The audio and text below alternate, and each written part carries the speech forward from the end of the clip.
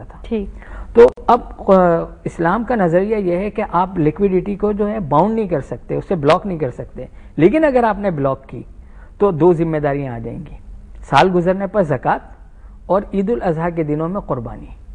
تو قربانی کرنا واجب ہو جائے گا. اب قربانی کے اندر اس کو اختیار حاصل ہے, اور وہ حضرت ابراہیم علیہ السلام کی عبادت میں بھی بتا دیا گیا کہ جب حضرت ابراہیم علیہ السلام نے اپنے بیٹے کو کی قربانی دے رہے تھے, اس وقت ان کے ذہن میں یہ بات کہیں حاشیہ خیال میں بھی نہیں تھی کہ اس کی جگہ مینڈھا آ جائے گا اور میں اس کو قربانی کروں گا. اگر یہ سب کچھ ہوتا تو یہ ساری چیز کا امتحان کا کوئی مقصد نہیں تھا. تو اس قربانی کا بھی یہی مقصد ہے. ایک تو یہ حضرت ابراہیم علیہ السلام کی قربانی کو یاد دلاتی ہے کہ ان کی تو بہت بڑی قربانی تھی, اور دوسری بات یہ کہ ہمیں دوسری باہمی ایک دوسرے کی مدد کرنے کا ذریعہ بناتی ہے. اب صاحب جو شخص قربانی کرتا ہے, آپ اسی کو دیکھ لیجئے کہ کتنے لوگوں کا روزی روزگار اس سے وابستہ ہوتا ہے. ایک بہت بڑی چین ہوتی ہے جو اس کے اندر کام کر رہی ہوتی ہے. تو یہ جو قربانی کی عبادت ہے, یہ صرف عبادت ہی نہیں بلکہ ایک دوسرے کی مدد کرنے کا ایک ذریعہ بھی ہوتی ہے. تو یہ قربانی جیسا کہ میں نے عرض کیا کہ صاحب نصاب پر فرض ہوتی ہے, اور یہ انہی 3 دنوں کے اندر ہوگی جو قربانی کے دن ہیں. بعض مسلک جو ہے وہ 4 دن کہتے ہیں, تو جو اپنے اپنے مسلک کے اعتبار سے عمل کر لینا چاہیے. تو انہی دنوں کے اندر ہوگی, اس سے پہلے کی جائے تو بھی نہیں ہوگی اور اس کے بعد کی جائے تو بھی نہیں ہوگی. اور قربانی کے دنوں میں قربانی کرنا ہی ضروری ہوگا. اگر اس کے بجائے صدقہ کر دیا جائے تو وہ قربانی کی عبادت ادا نہیں ہوگی, وہ واجب ہی رہے گی. اچھا, ایک گھر میں فرض کیجئے کہ کئی صاحب نصاب لوگ موجود ہیں, بیوی بھی ہے, شوہر بھی ہے, بیٹی بھی ہے, بیٹا بھی, سب کما رہے ہیں, یا بیوی ہے اس کے پاس اپنا زیور موجود ہے, تو کیا سب کو الگ الگ قربانی کرنی ہے؟ سب کو الگ الگ کرنی پڑے گی. اکثر گھروں میں ہوتا ہے کہ بس شوہر نے کر دی قربانی, چلیے نہیں, بعض دفعہ تو ایسا بھی ہوتا ہے کہ شوہر صاحب نصاب بھی نہیں رہتا کیونکہ زیور جو ہے وہ ہمارے ہاں طریقہ کار یہی ہوتا ہے کہ زیور جو ہے وہ بیوی کا ہے, اور جب زکوٰۃ کا وقت آتا ہے وہ کہتی ہے میں تو کماتی نہیں, زکوٰۃ تو آپ ادا کریں گے, آپ پیسے دیجئے. لیکن میں یہاں پر یہ بات کہوں گا کہ اللہ تعالیٰ نے اتنا وصف دیا ہے خواتین کو بھی کہ شوہر کے لیے بھی یہ نہیں ہوتا کہ وہ زیور صرف عورت کا ہی ہے. اگر خدا نہ خواستہ اللہ نہ کرے شوہر پر کوئی برا وقت آ جائے تو پھر بیوی بھی یہ نہیں دیکھتی کہ یہ میں میکے سے لائی ہوں اور یہ مجھے جو ہے وہ بری میں ملا تھا, یہ مجھے منہ دکھائی میں ملے. وہ پورا کا پورا زیور اٹھا کے شوہر کے قدموں میں رکھ دیتی ہے کہ اپنی ضرورت اور اپنا کام اس سے نکالیے. تو یہی وجہ ہے کہ تو خواتین نے مکان ہی اپنے زیور سے خریدا ہوتا ہے, اور بچوں کی تعلیم کے لیے, بچوں کی تعلیم ظاہر ہے کہ جب میاں بیوی دونوں زندگی کے لیے اور گاڑی کے 2 پہیے ہیں تو اسی طرح ساتھ چلنا ہوگا انہیں. یہ فرمائیے گا کہ جیسے سورہ بقرہ میں اللہ تعالیٰ ارشاد فرماتا ہے کہ جو ہے وہ قربانی کی جائے حج اور عمرے کے وقت, اور اگر راستے میں روک لیا جائے تو وہیں جو میسر ہو قربانی کر دی جائے, اور جب قربانی اپنے مقام پر پہنچے تو سر کے بال منڈوا لی جائے. تو اس کی ذرا وضاحت فرمائیے گا, اور قربانی سے سر کے بال منڈوانے کا کیا تعلق ہے؟ یہ حج کے متعلق ہے. سورہ بقرہ کی جو آیت ہے یہ حج سے متعلق ہے, اور اس میں حج ہی کا ذکر ہے. حج کے اندر یہ ہوتا ہے کہ پہلے حج کی کل 3 اقسام ہوتی ہیں.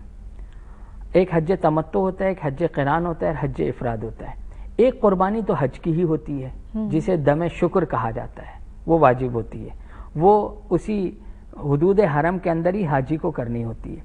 تو قرآن کریم یہ کہہ رہا ہے کہ جب تم حج کرو تو عید الاضحیٰ کے دن یعنی 10 ذی الحجہ کو قربانی کی جائے گی, اور قربانی کے بعد احرام کی کچھ پابندیاں ہوتی ہیں. تو بال حاجی جو ہے وہ احرام جس نے احرام پہنا ہوا ہو وہ بال نہیں کٹوا سکتا, وہ ناخن نہیں کاٹ سکتا. دیکھیں عبادت, حج کی عبادت بہت عجیب عاشقانہ عبادت ہے. ویسے تو نماز کے اندر حکم دیا کہ اگر آپ نے کوئی ایسی چیز کھائی ہے جس سے آپ کے منہ سے بو آ رہی ہے تو آپ مسجد میں نہ جائیں ایسی کیفیت میں, یا اچھے کپڑے خوشبو لگا کر جانا ضروری ہے. لیکن حج کے دنوں میں خوشبو سے تو دور رکھنا ضروری, بلکہ میل صاف ہی نہ کرے انسان. تو گویا کہ یہ ایک عشقیہ عبادت ہے کہ اللہ تعالیٰ کی محبت میں ایسے جا رہے ہیں کہ اپنی کوئی خبر نہیں. تو حج کے دنوں میں جو قربانی کی جاتی ہے اس کے بارے میں یہ کہا کہ قربانی کے بعد اپنے آپ کو سنوارنے کی جو اجازت ہے وہ قربانی کے بعد شروع ہوگی. تو اس وقت تک باؤنڈ کر دیا. اور جہاں تک عید اور دوسری بات اگر روک دیا جائے، یہ احصار کہلاتا ہے شریعت میں، اور یہ ہوتا ہے کہ بعض دفعہ ایسا ہوتا تھا کہ حج کرنے جا رہے ہیں تو حاکم وقت کی طرف سے کوئی پابندیاں ہو گئیں، یا جیسے ہو جاتا ہے یہ اس زمانے میں یہ ہوتا تھا کہ سرداران قریش نے روک دیا، جیسے صلح حدیبیہ کے موقع پر ہوا کہ جی حج کرنے نہیں دیں گے، تو اب کیا کریں، جب تک حج یا عمرہ نہیں کریں گے اس وقت تک احرام نہیں اتار سکتے، تو اب اس کی خلاصی کی کیا صورت ہوگی؟ اس کی صورت یہ بتائی کہ قربانی کے جو جانور لے کر جا رہے ہیں انہیں قربان کر دیں اور احرام کھول دیں، اب جب دوبارہ موقع ملے گا تو دوبارہ حج کے لیے چلے جائیں۔ اور جو عام قربانی ہے جو ہم کر رہے ہیں اس میں ناخن یا بال کاٹنا اس کی اجازت ہے۔ اچھا، اگر کوئی شخص ناخن یا بال کاٹنا چاہے تو وہ کاٹ سکتا ہے، کوئی ایسی شرعی ممانعت نہیں، البتہ مستحب قرار دیا کہ جس شخص کا قربانی کا ارادہ ہو اس کے لیے مستحب یہ ہے کہ عید الاضحیٰ کا چاند، ذی الحجہ کا چاند نظر آنے کے بعد سے لے کر قربانی تک وہ اپنے ناخن اور بال وغیرہ نہ کاٹے، تو اس کے لیے زیادہ اجر و ثواب کی بات ہے۔ لیکن اس کے ساتھ ساتھ حدیث میں یہ بھی بتا دیا کہ اس سے پہلے اپنی ان ضروریات سے فارغ ہو۔ اگر کسی آدمی نے 15 دن پہلے سے ناخن نہیں کاٹے اور پھر اس کے بعد پھر وہ اور 10-15 دن 10 دن رک جائے گا تو وہ تو اچھی خاصی اس کی۔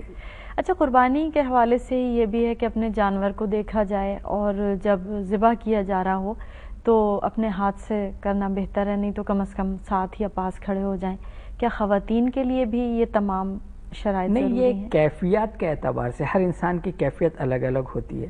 جیسے مجھے اس میں ایک واقعہ یاد آ گیا کہ خاقان سے کسی نے پوچھا، چنگیز خان سے، کہ کبھی کسی پہ رحم بھی آیا تمہیں؟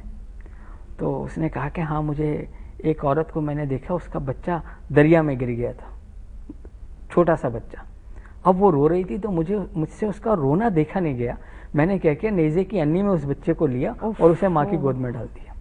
دیکھیے، یہ بھی رحم تھا۔ تو انسان کی کیفیات الگ ہوتی ہیں، ہر انسان کے لیے یہ ممکن نہیں ہوتا کہ اس کی ذہنی کیفیت یا قلبی کیفیت کے حوالے سے کہ وہ خود چھری چلا سکے۔ بعض لوگ دیکھ بھی نہیں سکتے، اور بعض لوگوں کی ایسی کیفیت ہوتی ہے کہ وہ خون دیکھتے ہی بیچارے بے ہوش ہو جاتے ہیں، اپنے حواس قابو نہیں رکھ سکتے۔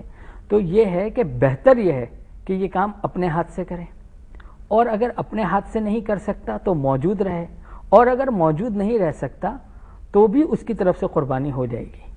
اگر موجود نہیں رہ سکتا تو اپنے کسی ذمہ دار کو جو اس کو دیکھے، اور وہ ذمہ دار وہ بھی ہو سکتا ہے جو اس خدمت کو انجام دے رہا ہو۔